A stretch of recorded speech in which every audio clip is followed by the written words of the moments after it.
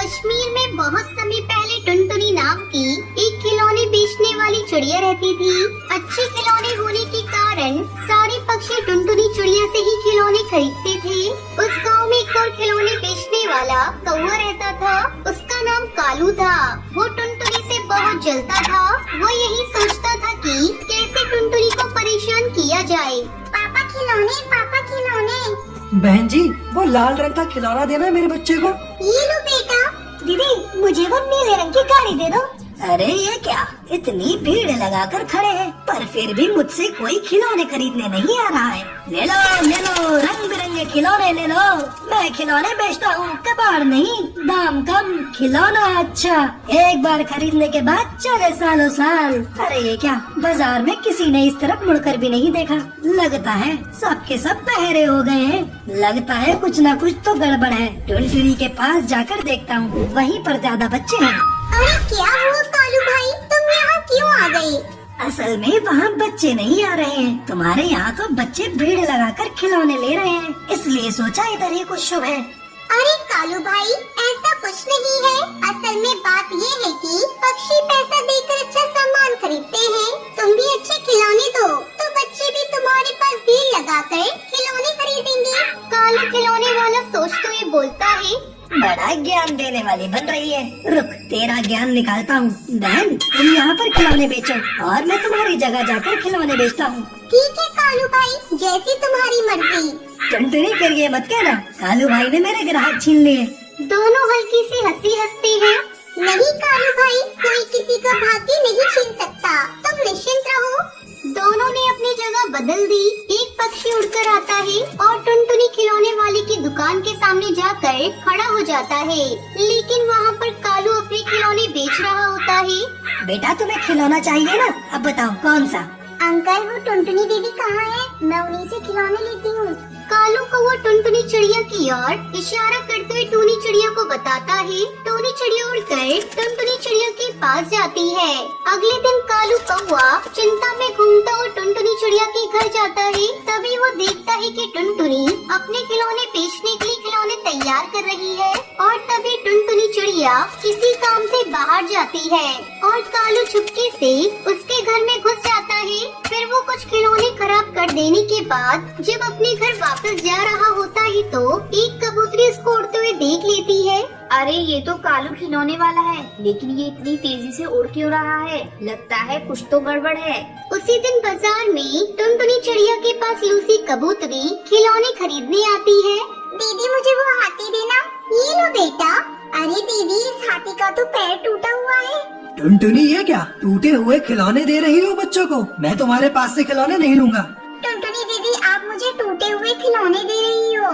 तभी कालू आवाज लगाते हुए बोला, आइए आइए, रंग बिरंगे खिलौने, मजबूत खिलौने, अच्छे खिलौने, बिना टूटे हुए खिलौने मिलेंगे। मेरे पास आइए, इधर आइए। तभी बच्चे उड़कर कालू खिलौने वाले की दुकान पर चले जाते हैं और उससे खिलौने खरीदने लगते हैं। अगले दिन टुनटुनी चिड़िया खिलौने लेकर बाजार गई, लेकिन फिर से उसके खिलौने टूटे हुए निकले। आज बाजार में कालू के पास बहुत भीड़ थी। सभी पक्षी कालू से खिलौने खरीदने लगे। सभी पक्षियों ने टुनटुनी चिड़िया को ठग और झूठा समझना शुरू कर दिया और इधर कालू तरक्की कर रहा था। ये सब देखकर टुनटुनी चिड़िया चौंक गई और टुनटुनी चिड़िया मन ही मन सोचने लगी, ये कालू का ही काम है, लेकिन मैं साबित नहीं कर पाऊंगी।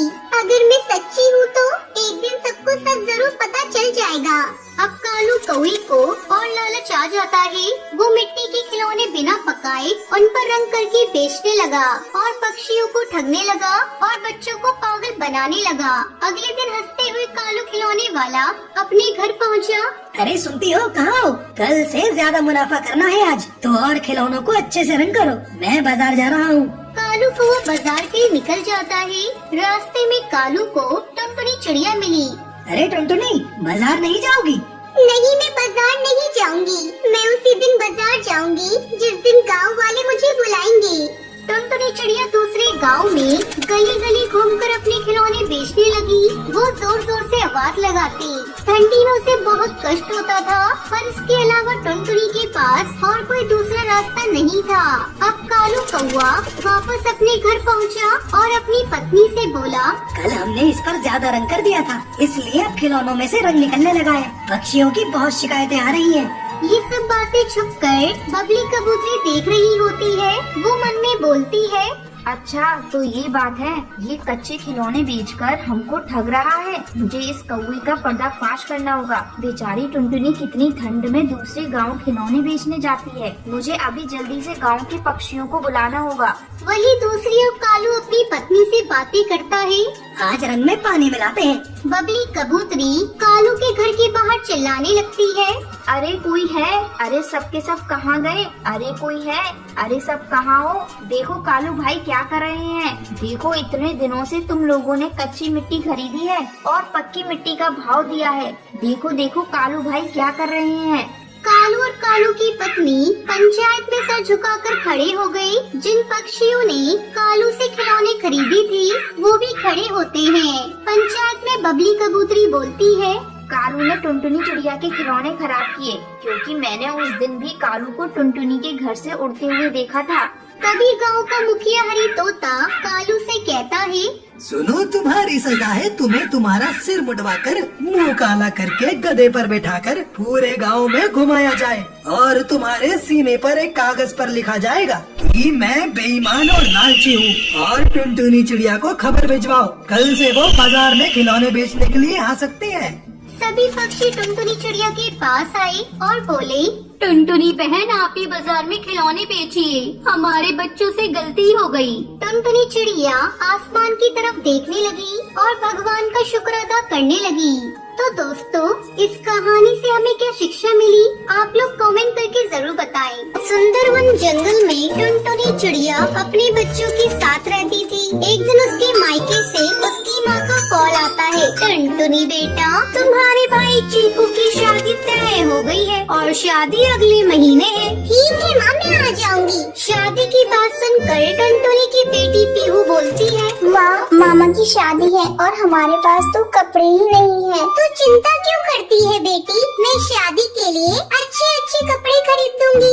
लेकिन तुम कहाँ से खरीदोगी माँ, घर में तो एक भी पैसा नहीं है। मैं कल से खेतों में काम करूंगी और उससे जो आमदनी मिलेगी उससे तेरे कपड़े खरीद दूंगी। क्या माँ, सुबह से शाम तक तो काम करती रहती हो, अब खेतों में भी काम करोगी? बेटा कुछ न कुछ तो करना ही पड़ेगा। माँ, मैं भी तुम्हारे साथ खेतों में काम करूंगी।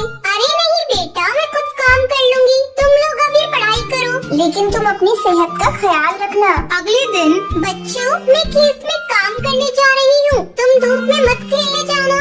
माँ, मैं तो खेलने नहीं जाऊंगी, लेकिन गोलू मेरी बात नहीं मानता। कैसे नहीं मानेगा, मैं उसे अभी समझा देती हूँ। देख गोलू, तुम धूप में मत खेलना। ठीक है माँ, मैं नहीं जाऊँगा, आप जाओ। टुनटुनी के खेत में काम पर जाने के बाद, पीहू, मैं खेलने जा रहा हूँ, अगर तूने माँ से चुगली की तो मैं तुझे बहुत पीटूंगा। तुझे माँ ने मना किया था ना, तो फिर क्यों खेलने जा रहा है? रुक, मैं माँ को अभी बता कर आ रही हूँ। ठीक है, तुझे बताने, मैं चला खेलने।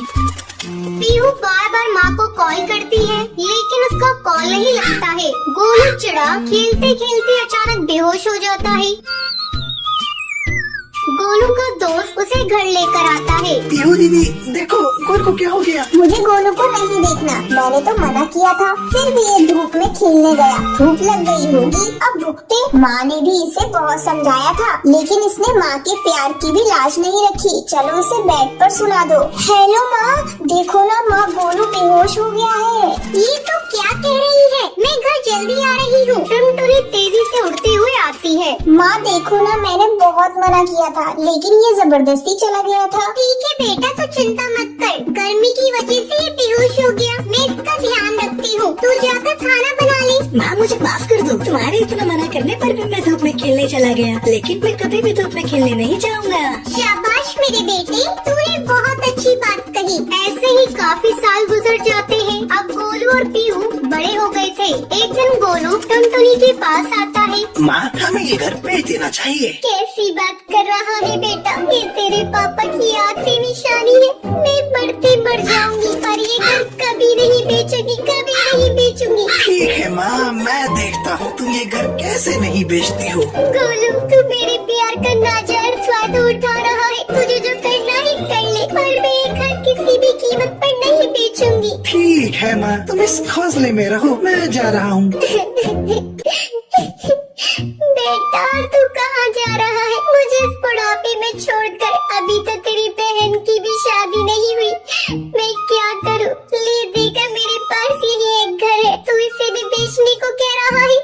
मुझे छोड़कर मत जा बेटा, मत जा। अब मैं तुम्हारी एक भी बात नहीं मानूंगा। मैं जा रहा हूँ घर छोड़कर। जैसे गोलू घर से बाहर निकलता है, उसे चक्कर आते हैं और वो गिर जाता है। टुनटुनी चिड़िया जल्दी बाहर आती है और उसे उठाती है। देख बेटा, ये भगवान का इशारा है। तू अपनी माँ को छोड़कर मत जा। अगर तू मुझे छोड़कर गया तो वापस जिंदा नहीं आएगा और मैं भी तेरे पापा के पास चली जाऊंगी। फिर तू अकेले इस घर में इधर उधर घूमते रहना। माँ, मरने की बातें मत करो। मैं भटक गया था। मुझे कुछ नहीं चाहिए, बस तुम्हारा प्यार चाहिए। गोलू, तूने सही किया। अगर तू चला जाता तो माँ जिंदा नहीं रहती। चल अब चलकर खिचड़ी खा ले। मैंने तेरे लिए गर्मा गर्म खिचड़ी बनाई है। फिर तीनों मिलकर खाना खाते हैं और एक साथ खुशी खुशी रहते हैं।